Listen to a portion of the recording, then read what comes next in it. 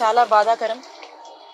ఒక ఒక అమాయకురాలు, అందరు ఆడపిల్లల్లాగే, అందరింట్లో ఉండే ఆడపిల్లల్లాగే ఒక ఆడపిల్ల తనకు ప్రభుత్వము ఒక సొంతింటి ఆస్తిని ఆమెకి ఇచ్చారని చెప్పి గౌరవ ముఖ్యమంత్రి వర్యులు శ్రీ వైఎస్ జగన్మోహన్ రెడ్డి గారి పాలనలో ఆవిడ అమ్మఒడి లాంటి సంక్షేమ పథకాలను అందుకొని, అలాగే ఇంటి పట్టాన్ని అందుకొని, ఇది బహుమతి, నన్ను ప్రభుత్వం గుర్తించింది, మనకున్నటువంటి ఇబ్బందుల్ని గుర్తించింది, మనకు ప్రభుత్వము ఈ మంచి చేసిందని చెప్పి తన ఒక ఇంట్లో అమ్మాయి సడన్ గా గవర్నమెంట్ నుంచి ఇలాంటిది ఒక మంచి జరిగితే ఒక భరోసా అనేది తనకు అనిపించి, ప్రభుత్వం ఇచ్చినటువంటి భరోసా మీద తనకు ఒక సంతోషం అనిపించి, ఆ సంతోషాన్ని తను ఉండబట్టలేక తను ఓపెన్ గా ఎక్స్ప్రెస్ చేసినటువంటి పరిస్థితి.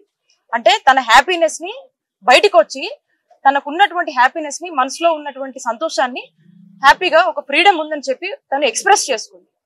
ఇలాంటి ఈ అంశాన్ని ఏదైతే ఉందో, ఈ సంతోషాన్ని కొద్ది రోజులు కూడా లేకుండా మరి తనకు వచ్చినటువంటి లబ్ధిని చెప్పి, తనకు జరిగినటువంటి మేలుని చెప్పి, తనకు అనిపించినటువంటి సంతోషాన్ని జనాల్లో ఎక్స్ప్రెస్ చేస్తే, తన మీద ఈరోజు టీడీపీ వాళ్ళు కావచ్చు, ఉన్నటువంటి వాళ్ళందరూ కావచ్చు, అందరూ కలిసి తనని టార్గెట్ చేసి కేవలం తనకు జరిగిన లబ్ధినే, తనకి ఈ ప్రభుత్వంలో మంచి జరిగిందని, జగనన్న ప్రభుత్వం వల్ల మేము బాగున్నామని తను వ్యక్తపరిచినటువంటి అంశం మీద తను ఎక్స్ప్రెస్ చేస్తే, ఈ రోజు తీరా చూస్తే ఈ టీడీపీ వాళ్ళు కావచ్చు, మిగతా వాళ్ళు కావచ్చు, అందరూ కూడా ఫస్ట్ ఆఫ్ ఆల్ మంచి చేయటం అనేది టీడీపీ వాళ్ళకు తెలియదు. చంద్రబాబు నాయుడు గారికి మోసమే తెలుసు, మంచి చేయడం అనేది అలవాట్లేదు. మరి ఈ రోజు జగనన్న చేస్తున్నటువంటి మంచిని ఓర్చుకోవట్లేదు అనే విషయం రాష్ట్ర ప్రజలందరూ కూడా తెలుసు.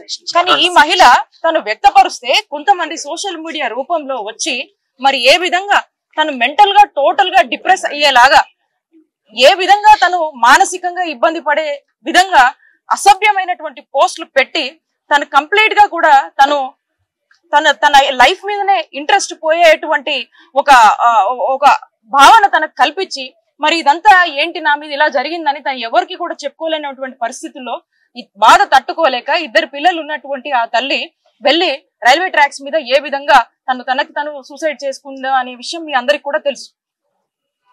ఆ కుటుంబానికి ఈరోజు ముఖ్యమంత్రి గారు తను జగనన్న ఇచ్చినటువంటి సంక్షేమ పథకాల వల్ల చాలా సంతోషంగా ఉండి ఎక్స్ప్రెస్ చేసినందుకు ఈ విధంగా జరిగిందని మా అందరినీ కూడా ఇక్కడికి పంపించి ఈ కుటుంబానికి ఒక ధైర్యాన్ని నింపి వారికి ఒక భరోసాని ఇచ్చిరమ్మని చెప్పి మా అందరినీ కూడా పంపించడం జరిగింది. మరి ఇప్పుడు ఇక్కడికి వచ్చి చూస్తే దీనంగా ఆ చిన్న అమ్మాయిలు, ఆ చిన్నారుని చూస్తుంటే ఎంత బాధ అనిపిస్తుంది. సాటి మహిళగా ఇక్కడ ఉన్నటువంటి మహిళలందరం కూడా చాలా బాధపడతా ఉన్నాం. ఈరోజు ముఖ్యమంత్రి గారి పాలనలో ఉమెన్ ఎంపవర్మెంట్ కి ఈరోజు అర్థం అంటే ఈరోజు జగనన్న పాలన. ఈరోజు ఉమెన్ సేఫ్టీ, ఉమెన్ సెక్యూరిటీ గురించి ఆలోచించినటువంటి ప్రభుత్వం జగనన్న ప్రభుత్వం. ఈరోజు దిశ యాప్ లాంటివన్నీ తీసుకొచ్చి ఉమెన్ ని ఏ విధంగా రెస్క్యూ చేయాలనే దానికి అనేక రకాలుగా ఇనిషియేటివ్స్ తీసుకొని ఈ రోజు ఉమెన్ అందరినీ కూడా భద్రంగా చూసుకున్నటువంటి ప్రభుత్వం జగనన్న ప్రభుత్వం. మరి ఇంత స్వేచ్ఛ ఉన్నటువంటి ప్రభుత్వంలో ఈ రోజు ఒక మహిళ తన సంతోషాన్ని ఎక్స్ప్రెస్ చేస్తే ఏ మాత్రం కూడా భయం లేకుండా తన ప్రాణాలు తీసేదాకా కూడా ఈ పోస్టులు పెట్టి ఈ విధంగా ఒడిగట్టారు. ఇప్పటికి కూడా తను చనిపోయినప్పటికి కూడా బాధేస్తుంది మాట చెప్పాలంటే.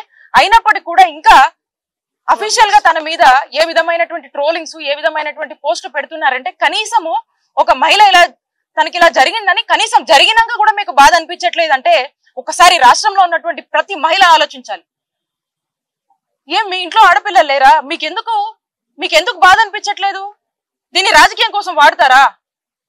పద్ధతిగా ఏమన్నా చేయాల్సింది ఉంటే, ఏదన్నా పాలసీలు ఉంటే మాట్లాడండి. వీటిని రాజకీయం చేస్తారా? అంటే మీకు ఏమీ దొరక్క ఓటమి భయంతో ఈరోజు టీడీపీ వాళ్ళు ఇలాంటి అంశాలను కూడా, ఒక చావును కూడా శవరాజకీయాలుగా ఏ విధంగా వాడుకుంటున్నారో మరొకసారి చంద్రబాబు నాయుడు గారు, టీడీపీ వాళ్ళు ఈ విధంగా నిరూపించారు వాళ్ళ యొక్క మూర్ఖపు బుద్ధితో.